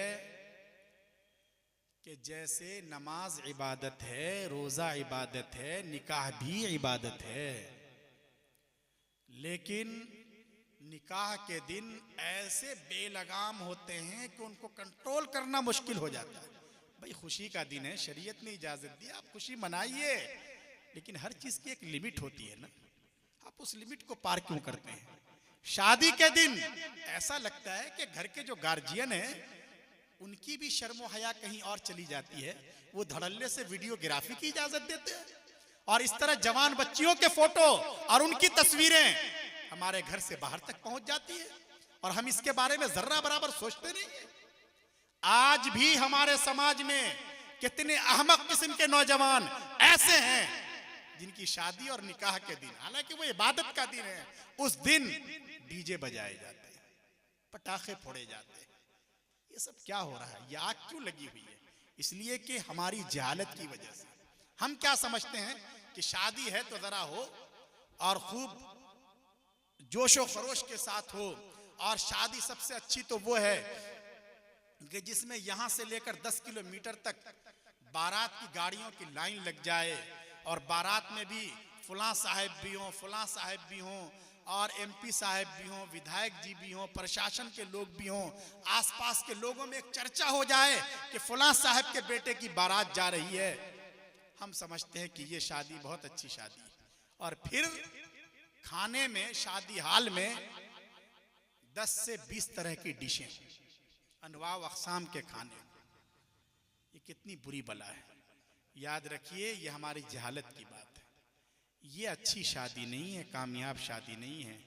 आका सरवर दो आलम सल्लल्लाहु अलैहि वसल्लम ने फरमाया, इन्ना आज़मन निकाह बरकह ऐसरुहु मऊना।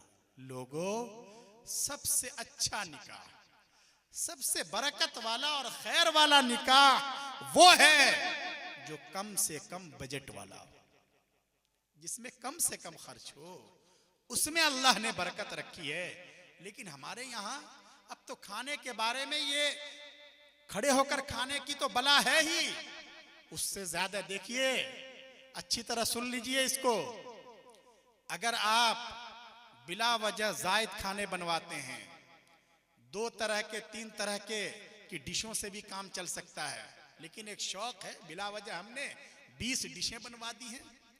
लोग अपनी प्लेट में लेते हैं, थोड़ा बहुत खाया और बाकी खाना ज़ाय कर दिया, बर्बाद कर दिया। आप क्या समझते हैं हमारी गर्दन बच जाएगी? याद रखिए, अगर चावल का एक दाना भी बर्बाद हो रहा है, अल्लाह के यहां उसका भी हिसाब देना पड़ेगा। एक सहाबी ने खजूर को झड़क दिया, खराब किस्म की खजूरें निकल गई बाहर। आप सल्लल्लाहु अलैहि वसल्लम ने फरमाया, ये जो खजूरें गिरी हैं, इनके बारे में भी अल्लाह के यहां सवाल हो। तो इसलिए ठीक है, आप हॉल बुक कीजिए, आपकी जरूरत है, सब कुछ है, लेकिन आप इसका ख्याल रखिए कि खाना जाए ना हो, बर्बाद ना हो। आप उसका जरिया बन रहे हैं। आप किस किस के बारे में अल्लाह के अपनी सफाई पेश करेंगे? इसलिए जो शादी का सुन्नत तरीका है और सही तरीका, उस तरीके को अपनाइए।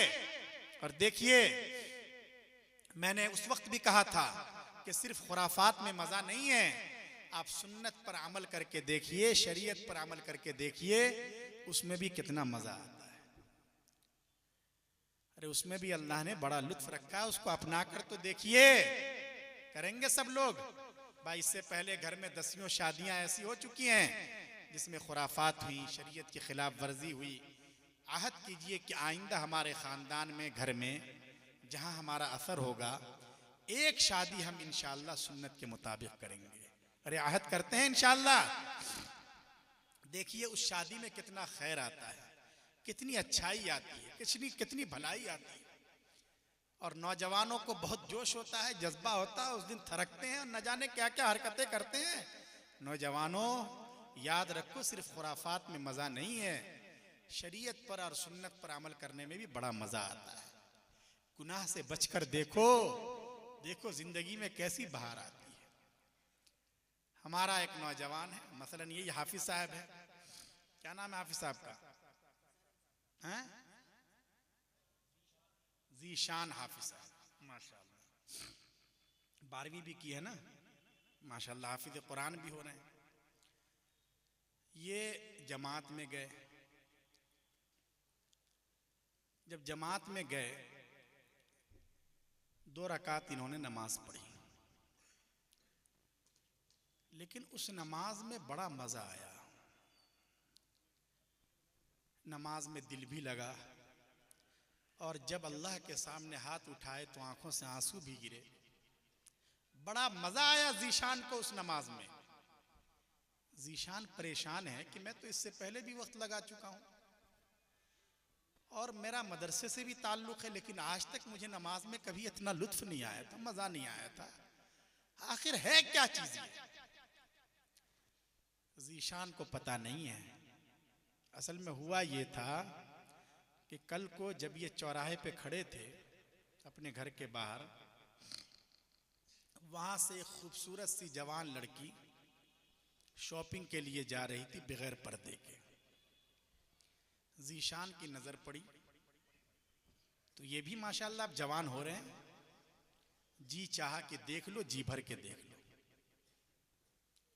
लेकिन फिर ज़ीशान के जहन में आया कि नहीं, ये भी तो किसी की बेटी है, किसी की बहन है, किसी की इज्जत है।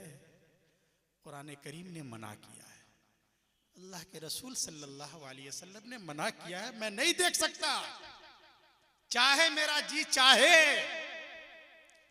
इसलिए हाफिज ज़ीशान साहब ने अपनी निगाह नीची कर ली। हदीस पाक में है कि जिस नौजवान के सामने खूबसूरत सी लड़की खड़ी है और अल्लाह के खौफ की वजह से वो अपनी नीची निगाह कर लेता है, अल्लाह उसे इबादत की लज्जत अता करते हैं। तो ये ज़ीशान को नमाज में वही इबादत की लज्जत नसीब हुई जो निगाह नीची करने की वजह से हासिल हुई थी। लेकिन ज़ीशान को पता नहीं चल रहा है कि आखिर मुझे नमाज में इतना मजा कहां से आ रहा है। इसलिए लोगों, गुनाह से बचकर भी देखो, कितना मजा आता है। रात को सिर्फ मोबाइल पर फिल्में देख रहे, रमजान का महीना आ रहा है, उसके लिए टाइम मैनेजमेंट होना चाहिए, नेकियों का एक निजाम बनना चाहिए। लेकिन यह है कि कब फला मैच की कमेंट्री आएगी, फला मैच कब देखना है, इस तरह अपना वक्त बर्बाद कर रहे हैं। ये सब क्या है? अल्लाह का खौफ दिल में पैदा करो। इन नमाजों में, इन इबादतों में, कुरान करीम की तिलावत में और गुनाह से बचने में भी बड़ा मजा आएगा। तो सभी लोग फिक्र करेंगे इंशाअल्लाह, और सब लोगों को खासकर अपनी नस्लों की फिक्र करनी है, अपने बच्चों को दीनदार बनाना है। करेंगे ना फिक्र? बच्चों को दीनदार बनाने के लिए हमें दो काम खास तौर से करना है। दो काम अगर आप कर लीजिए तो इंशाअल्लाह उम्मीद है कि आपकी औलाद आपके लिए बहुत ज्यादा खुशी का सामान बनेगी। इनकी दुनिया भी संवरेगी और आखिरत में भी ये आपके लिए मसाइल नहीं पैदा करेंगे। ये दो काम अच्छी तरह समझ लीजिए। ये कह के मैं अपने इस टॉपिक को फिर खत्म कर रहा हूं। अगर हम ये चाहते हैं कि हमारे बच्चे दीनदार बने तो सबसे पहला काम ये करना है कि हम इस बात की फिक्र करें कि हमारे बच्चों के पेट में जो लुक़मा जा रहा है, जो खाना जा रहा है, वो कैसा हो? बिल्कुल हलाल हो, पाकीज़ा हो, साफ सुथरा हो, शुबे वाला माल ना हो, सूद और इंटरेस्ट वाला पैसा ना हो, फिक्स डिपॉजिट वाला भी पैसा ना हो, इंश्योरेंस की जो गलत किस्म की पॉलिसियां खरीद रखी है उससे कमाया हुआ माल ना हो। इसलिए कि याद रखिए, अगर शुबे वाले माल से, सूद के पैसे से, इंटरेस्ट के पैसे से अगर बच्चों की परवरिश होती है, उनके शरीर का खून बनता है, तो वो जहन्नम का ईंधन तो बन सकते हैं, हमारी और आपकी आंखों की ठंडक नहीं बन सकते। इसलिए सबसे पहले अपनी इनकम के सोर्सेस को देखिए, पैसा आ कहां से रहा है। अरे आपको मालूम है कि अल्लाह ताला के यहाँ हर पैसे का हिसाब देना है। जो भी अल्लाह ने नेमत दी है उसके बारे में पूछा तो जाएगा ना, लेकिन ये बात का मरहला है। पहले तो ये पूछा जाएगा कि ये जवाब दो कि ये पैसा तुम्हारे पास आया कहां से, कैसे आया, जायज तरीके से आया, नाजायज तरीके से आया। इसलिए इसकी फिक्र करने की बहुत जरूरत है। देखिए, सूद की जितनी शक्लें हैं, चाहे वो हम बैंक से बिला वजह लोन उठाएं, या फिक्स डिपॉजिट का पैसा हो, या ये कि इस तरह की कोई मालियाती कंपनी हो, ये सारी शक्लें नाजायज हैं, हराम है। कहीं कोई शक्ल जवाज की है ही नहीं, वरना उलमा आपको जरूर बतलाते। अल्लाह ताला ने बिल्कुल क्लियर कर दिया है, अहल्लल्लाहुल बैअ व हर्रमर रिबा।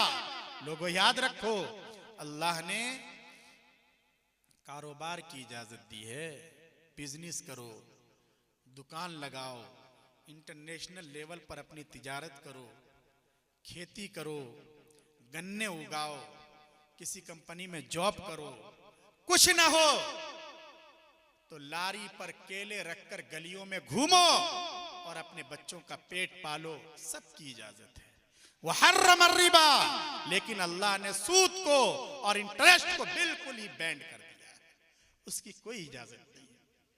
हदीस पाक में है, जो ब्याज लेता है, जो देता है, जो सूद के लेन देन में गवाह और एजेंट की हैसियत से उस फॉर्म पे सिग्नेचर करता है, इन सब पर अल्लाह की लानत होती है, इन सब की गर्दन नापी जाएगी। इसलिए अपने आप को बचाइए हराम माल से, और हमें अपने बच्चों पर रहम आना चाहिए। ये छोटे छोटे मासूम बच्चे और बच्चियां, अगर हमने अभी से इनके पेट में हराम माल दाखिल कर दिया, इनका खून हराम माल से बन रहा है, तो बड़े होकर क्या करेंगे? ये समाज के लिए, बिरादरी के लिए, मुल्क के लिए, शहर के लिए क्राइम ही में तो इजाफा करेंगे और फिर ये जहन्नमी की तरफ जाएंगे। इसलिए खुदा के वास्ते अपने बच्चों पर रहम कीजिए और उनको हलाल ग़िज़ा की फिक्र कीजिए, वरना ये हमारे हाथों से बिल्कुल निकल जाएंगे। सभी लोग फिक्र करेंगे इंशाअल्लाह। इतना आसान नहीं होता है बचना, सूद से खासकर बचना। बहुत से लोग ये कहते हैं कि मौलाना तो एक गांव देहात के रहने वाले, इनको क्या पता कि शहर की सूरत हाल क्या होती है। आप कारोबार इसके बगैर खड़ा नहीं कर सकते, और शहर में किस तरह चलना पड़ता है, करना पड़ता है, बैंक से लोन लेना ही पड़ता है और सूद के जरिए पैसा इकट्ठा करना ही पड़ता है, उसके बगैर आपकी जिंदगी दो भर हो जाएगी। बहुत से लोग ये कहते हैं कि हमने फिक्स डिपॉजिट करवा रखा है, अभी हमारी बच्ची की शादी है, उस मौके पर वो रकम काम आ जाएगी, और आप कह रहे हैं कि नहीं, तुम्हारी जो रियल, तुम्हारा जो असल कैपिटल है वो लो और बाकी तुम नहीं ले सकते, वो हराम है, नाजायज है। ये बात है, ये मसला आता है।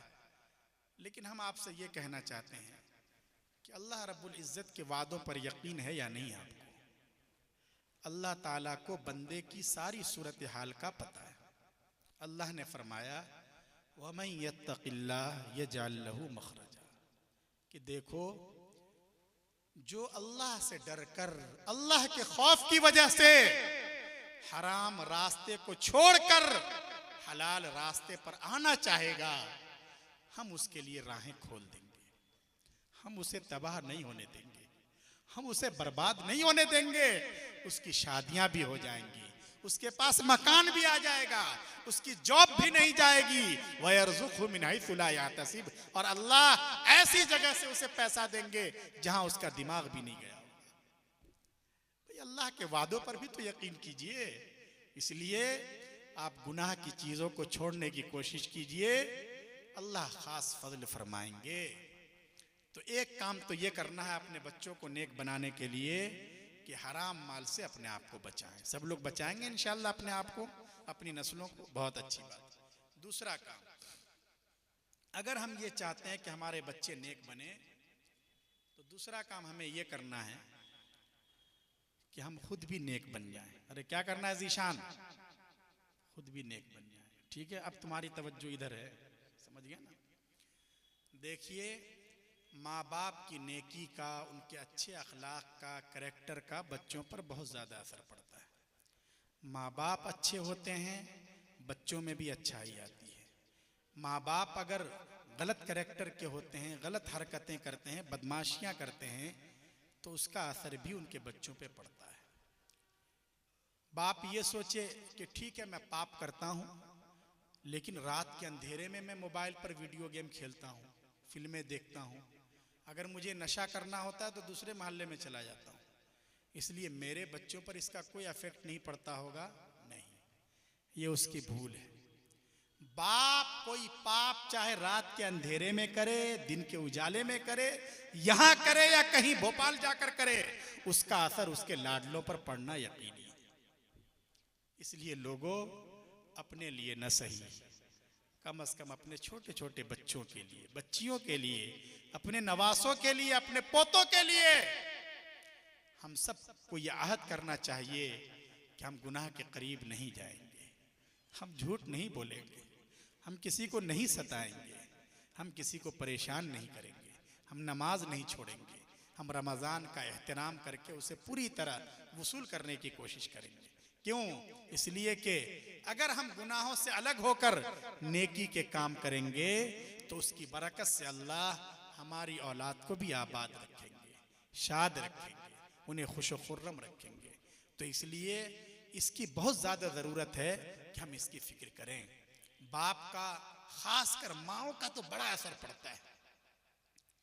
ये जितने बड़े बड़े औलिया अल्लाह गुजरे हैं, इमाम बुखारी रहमतुल्लाहि अलैह, बड़े बड़े मुहद्दिस फ़क़ीह हज़रत ख्वाजा मोइनुद्दीन चिश्ती अजमेरी रहमतुल्लाहि अलैह, उनसे पहले हज़रत शेख अब्दुल क़ादिर जिलानी रहमतुल्लाहि अलैह, हज़रत ख्वाजा निज़ामुद्दीन औलिया रहमतुल्लाहि अलैह, हज़रत नानोतवी, हज़रत मौलाना इलियास साहब कांदलवी, शेखुल हदीस हज़रत मौलाना ज़करिया रहमतुल्लाहि अलैह, ये सब जितने अकाबिर हैं, उलमा हैं, मुहद्दिसीन हैं, फ़ुक़हा हैं, आप उन सब की हिस्ट्री को देख लीजिए तो पता चलेगा कि जिन माओं की गोद में ये पले और बढ़े वो अल्लाह की नेक बंदियां थी। वो नमाजों का एहतमाम करती थी, वो अपनी छाती से अपने लाडलों को बगैर वुजू के दूध नहीं पिलाया करती थी, हराम और हलाल का ख्याल रखा करती थी। तो इसलिए उनकी कोख से जन्म लेने वाले बच्चे और उनकी गोद में पलने और बढ़ने वाले बच्चे शेख अब्दुल कादिर जिलानी बने, ख्वाजा मोइनुद्दीन चिश्ती अजमेरी बने, हजरत नानोतवी और मौलाना कांदलवी बने। लेकिन अगर आजकल की जो सूरत हाल है, अगर ये है, नई नवेली दुल्हन है, अच्छी खासी पढ़ी लिखी है, सब कुछ है, लेकिन सूरत हाल क्या है? जल्दी जल्दी घर के काम काज निपटाकर अपने बेडरूम में चली जाती है।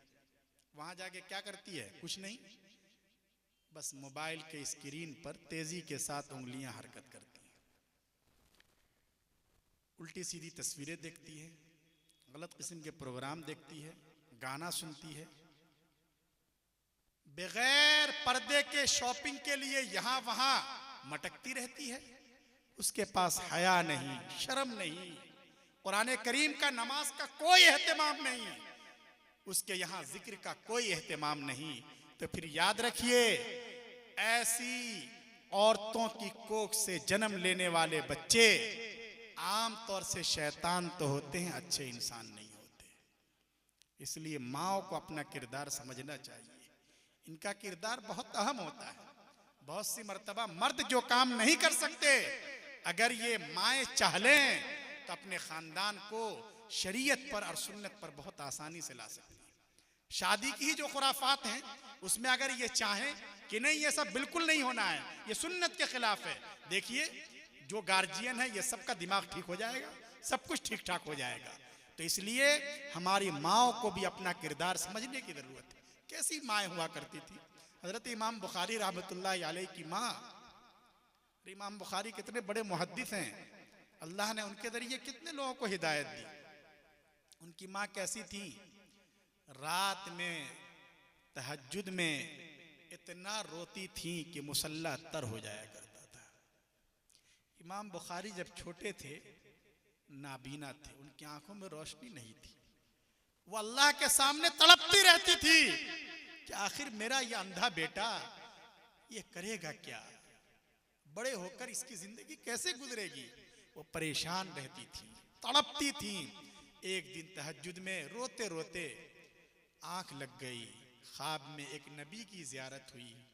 वो आए और उन्होंने कहा, बेटी क्यों रो रही हो? कहने लगी, जब मेरा बेटा अंधा है, उसकी आंखों में रोशनी नहीं है, तो क्या मेरी आंखों से आंसू नहीं गिरेंगे तो क्या होगा?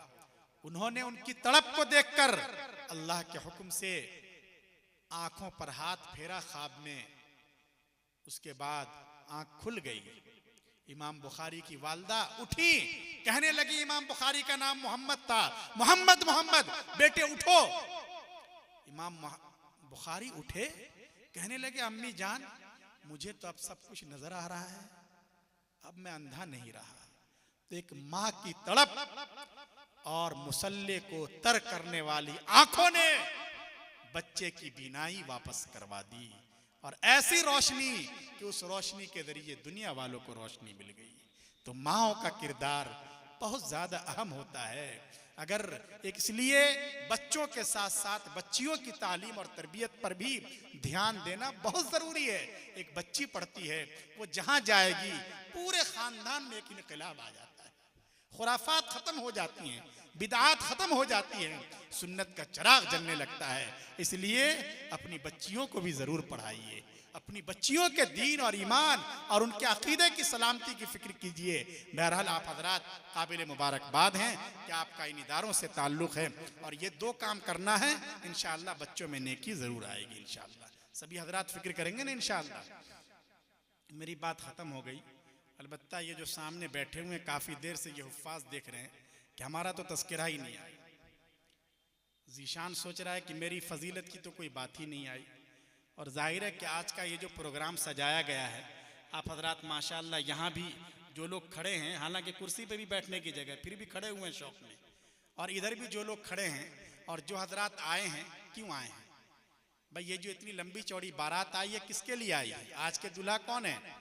हमारे यही अजीज हैं ना ये सब, अरे हुफ्फाज, यही तो आज के दूल्हा हैं। इसलिए इनका तस्करा होना तो बहुत ज़रूरी है।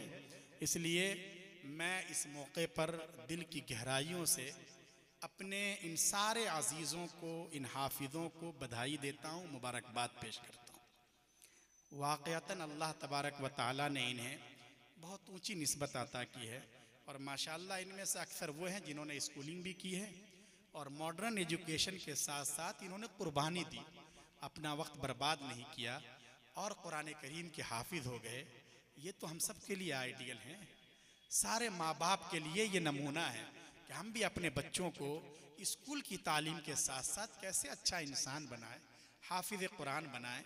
इसलिए ये बहुत बड़ी बात है। आप देखिए, यही इतना छोटा सा बच्चा, अरे क्या नाम है चश्मे वाले हाफिज़ साहब? हैं? अमीर हमजा। ये देखिए छोटा सा बच्चा है, अगरचे इसने बाल बड़े रख रखे हैं, लेकिन इसकी साइज देख लीजिए। इतना छोटा सा बच्चा, कुरान करीम बहुत बड़ी किताब है ना, अरे उसके 30 पारे हैं। पूरे पूरे चिल्ले में 10-10 सूरत याद करना मुश्किल हो जाता है, लेकिन इतने छोटे से बच्चे का जो छोटा सा सीना है, उसमें इतनी बड़ी किताब महफूज हो गई। इसने इतनी बड़ी किताब को याद कर लिया। ये सिर्फ और सिर्फ अल्लाह रब्बुल इज्जत का फजल है, कुरान करीम का मौजिज़ा है। ये किसी इंसान का कोई कमाल नहीं है, अमीर हमजा का कोई कमाल नहीं है, ये तो अल्लाह का फजल है। अल्लाह ने अमीर हमजे के सीने को अपने पाक किताब की हिफाजत के लिए कबूल किया है। इसलिए मैं इन अजीज़ों को मुबारकबाद पेश करता हूँ। अल्लाह के यहाँ ये बड़े अनमोल है। इनका रेट आप डॉलर से नहीं लगा सकते, पाउंड से नहीं लगा सकते, सोने से इनको नहीं वजन किया जा सकता।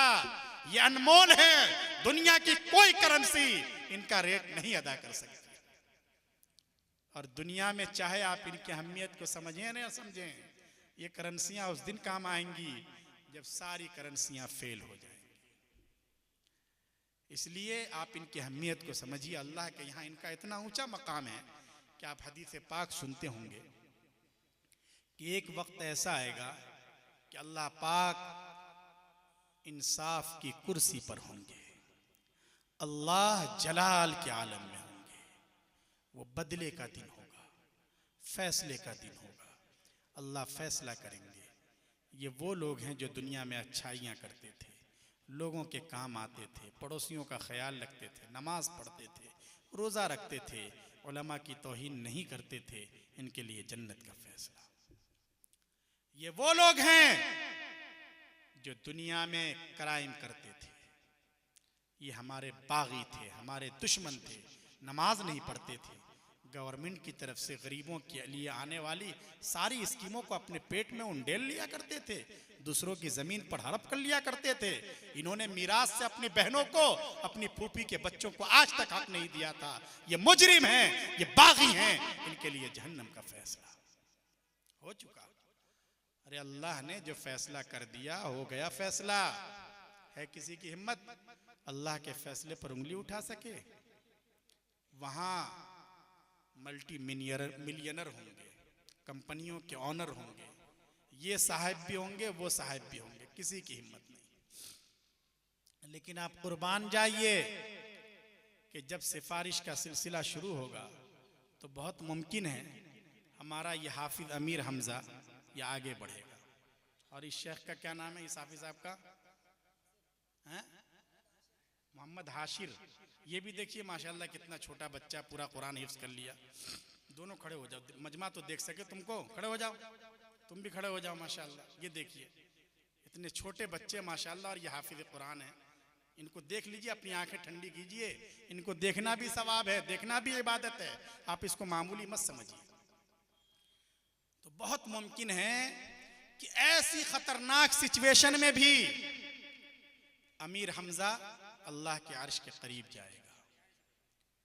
और क्या बतलाया, हाफिज हाशिर अल्लाह के पास जाएगा। अल्लाह कहेंगे कि बतलाओ अमीर हमजा क्या बात है, तो ये कहेगा कि मेरे अल्लाह तेरे प्यारे पैगंबर ने खबर दी थी, और जो खबर दी थी वो 100% सही थी। हमें बतलाया गया था कि जो बच्चा अपने सीने में तेरी पाक किताब को महफूज करके ले आएगा, फैमिली के 10 मेंबर्स के सिलसिले में आप उसकी रिक्वेस्ट को कबूल करेंगे। अल्लाह फरमाएंगे कि हाँ, ये हमारा वादा था और है, हमारे यहाँ वादा खिलाफी नहीं होती, कहो तुम क्या कहना चाहते हो। तो उसके बाद मुमकिन है ये अमीर हमजा और आगे बढ़ेगा और कहेगा मेरे अल्लाह, ये आपने जिन लोगों के लिए जहन्नम का फैसला किया है, मेरे अल्लाह ये तो मेरे दादा जान हैं, दुनिया में मुझसे बड़ी मोहब्बत करते थे, मेरा बड़ा ख्याल रखते थे। मेरे अल्लाह आप इनके लिए जन्नत का फैसला कर दीजिए। अल्लाह पाक डिसीजन ले चुके हैं, फैसला सुना चुके हैं, लेकिन आप कुर्बान जाइए अमीर हमजा जैसे हाफिज कुरान की अजमत पर कि अल्लाह पाक फिर से इसके दादा के लिए, दादी के लिए, नाना के लिए, नानी के लिए, खाला के लिए, फूफी के लिए, चचा के लिए अल्लाह पाक फिर से जन्नत का फैसला कर देंगे। ये हैं अजमत वाले हाफिज अमीर हमजा, हाफिज हाशिर। इसलिए लोगों इन्हें कद्र की निगाह से देखो। जब कब्र में अंधेरा होगा, सांप होंगे, बिच्छू होंगे, अजदहे होंगे, पसलियां आपस में मिल जाएंगी, कोई काम नहीं आएगा, सारी रिश्तेदारियां खत्म, सारी दौलत धरी की धरी रह जाएगी। उस दिन ये आपका हाफिज कुरान बच्चा आपको तन्हा नहीं छोड़ेगा, ये जरूर वहां कब्र की तन्हाई में पहुंच जाएगा, और इसके पहुंचते ही इसके सीने में जो कुरान है उसकी रोशनी की वजह से कब्र का अंधेरा खत्म हो जाएगा, वुसात हो जाएगी, सांप और बिच्छू और अजदहे भाग जाएंगे, आप खुश हो जाएंगे। उस दिन आपको महसूस होगा कि दुनिया में हमने भी अक्लमंदी का एक काम किया था। इसलिए लोगों हमारे इन हुफ्फाज को कद्र की निगाह से देखो, इनकी अजमत को पहचानो। ये हुफ्फाज काबिल मुबारकबाद। इनके जो गार्जियन हैं, इनके अब्बा जान, इनकी अम्मी जान, ये काबिल मुबारकबाद। भाई फितनों के इस दौर में लोगों को मादा और मटेरियल नज़र आता है, पैसे नज़र आते हैं, बड़े बड़े ओहदे नज़र आते हैं, लेकिन इस दौर में भी अपने बच्चों को हाफिज कुरान बनाना, ये तो यकीनन उसके आला दर्जे के ईमान की बात है ना, अल्लाह पर एतमाद की बात है। इसलिए इनके वालिदैन काबिल मुबारकबाद हैं, इनके सरों पर भी अजमत का ताज सजाया जाएगा, उनका रिस्पेक्ट होगा, उनका एजाज होगा। इसलिए इनके वालिदैन काबिल मुबारकबाद। और इनके वालिदैन और खुद इन हाफिजों से ज्यादा काबिल मुबारकबाद कौन है? अमीर हमजा, तुमसे ज्यादा काबिल मुबारकबाद कौन है? बतलाओ हाशिर, जीशान बतलाओ, तुमसे ज्यादा आज के दिन काबिल मुबारकबाद कौन है? हाँ, अब समझ में आई बात है ना, दिमाग की लाइट जलने में थोड़ा टाइम लगा तुमको। इनके असातिज़ा इनसे ज्यादा और इनके वालिदैन से ज्यादा काबिल मुबारकबाद है। क्यों भाई? आपने तो अपने बच्चे को हाफिज साहब के हवाले कर दिया और आप अपने काम में लग गए। आप अपनी जॉब कर रहे हैं, आपका दावत में भी वक्त लग रहा है अल्हम्दुलिल्लाह, आप अपने दुनिया की मसरूफियात में, या असातिज़ा हैं जो रात दिन इनके पीछे एक कर देते हैं, इन्हें समझाते हैं, इन्हें संभालते हैं, इन्हें डांटते हैं, इन्हें संवारते हैं, जैसे मार्बल की घिसाई होती है उससे ज्यादा इनकी घिसाई करते हैं, इन्हें माँ की ममता और बाप की शफकत देते हैं, तब ये इस काबिल होते हैं कि उलमा के हाथों इनके सरों पर दस्तार सजाई जाती है। और बदले में हम इन्हें क्या दे रहे हैं? कुछ भी नहीं। और ये किसी बदले के लिए नहीं करते। याद रखिए दुनिया वालों, इनका तो वही नारा है जो नारा अंबिया का था, वमा असलुकुम अलैहि मिन अज्र इन अज्रिया इल्ला अला रब्बिल आलमीन। दुनिया वालों, तुम्हारी दौलत तुम्हें मुबारक, हम तुमसे कोई मुआवजा नहीं चाहते। तुम चाहे अपने बच्चों को पढ़ाने के बाद हमारे गले में हार डालो या हमारे कदमों में तुम कांटे डालो, कोई हर्ज नहीं है, हम तुमसे कुछ नहीं चाहते। हमारा अज्र और हमारा मुआवजा तो सिर्फ हमारा रब्बे जुल जलाल देगा। इसलिए लोगों, कौम के इन मोहसिनों को कद्र की निगाह से देखो। ये मसाजिद के अइम्मा, ये मकातिब में, मदारिस में कुरान करीम पढ़ाने वाले, ये असातिज़ा, ये हुफ्फाज, ये हमारे बच्चों का मुस्तकबल बनाते हैं, हमारे बच्चों के मोहसिन हैं। इसलिए कभी भी इनका दिल मत दुखाइए, इनकी गुस्ताखी मत कीजिए, इनको परेशान मत कीजिए। ये सही है कि ये भी कोई दूध के धुले हुए नहीं है, आसमान से उतरे हुए नहीं है, इनके अंदर भी वीक पॉइंट हैं, लेकिन उसके बावजूद ये हमारे मोहसिन हैं, ये हमारे बच्चों को अच्छी तालीम देते हैं, उनके ईमान की हिफाजत की फिक्र करते हैं। इसलिए इनका रिस्पेक्ट और इनका एहतराम ये हम सबका फरीजा है। वरना एक बात याद रखिए, इसका तजर्बा भी किया होगा आपने, अल्लाह बड़ा बेनियाज है। जो उलमा की तौहीन करते हैं, इन हुफ्फाज को के साथ गुस्ताखी से पेश आते हैं, अल्लाह उनकी नस्लों को इल्म की रोशनी से महरूम कर देते हैं। लेकिन जो इनके साथ मोहब्बत से और इकराम से पेश आते हैं, अल्लाह उनकी नस्लों में उलमाए रब्बानीयीन पैदा करते हैं। दादा जान क्या थे? कुछ भी नहीं जानते थे, अंगूठा छाप थे, अंगूठा छाप, अनपढ़, जाहिल, सिग्नेचर भी नहीं कर सकते थे, अंगूठा ही लगाना पड़ता था उन्हें।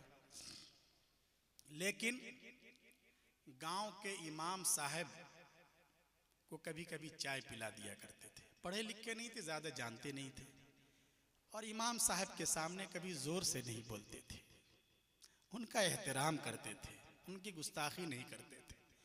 अल्लाह ने पोते को हाफिज कुरान बना दिया, अल्लाह ने पोते को आलिम दीन बना दिया है, अल्लाह ने पोते को डॉक्टर के साथ साथ मुफ्ती शरई मतीन बना दिया। ये दादा के इकराम और मोहब्बत का नतीजा है। इसलिए लोगों, चाहे कैसे भी हालात हों, इन उलमा को कद्र की निगाह से देखो। ये हमारे समाज का बहुत ज़रूरी अंसुर है। तो इसलिए इनके असातिज़ा काबिल मुबारकबाद, हाफिज साहब और इनके यहाँ जो टीम काम कर रही है, इस मदरसे के जो ट्रस्टीज़ हैं, जो जिम्मेदार हजरात हैं, ये हजरात काबिल मुबारकबाद हैं।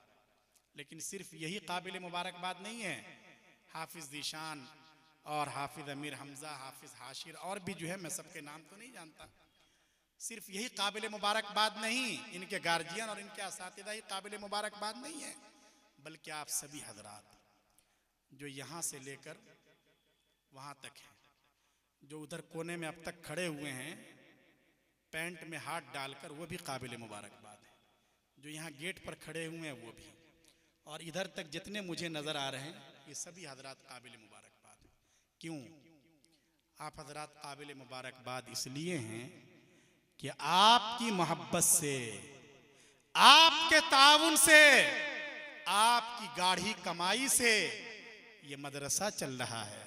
यहाँ हुफ्फाज तैयार हो रहे हैं, उलमा तैयार हो रहे हैं, इस्लाम की सरहदों की हिफाजत करने वाले इस्लाम के सिपाही तैयार हो रहे हैं। जरूरत इस बात की है कि फितनों के इस दौर में मदरसों के साथ, दावत और तबलीग के साथ, खानकाहों के साथ, उलमा के साथ, कुरान मुक़द्दस के साथ हमारा ताल्लुक और ज़्यादा मजबूत हो, मुस्तहकम हो। अल्लाह मुझे भी तौफीक दें, आप हजरात को भी तौफीक अमल से नवाजें। आमीन। वाखिर दावाना अनिल हम्दुलिल्लाह।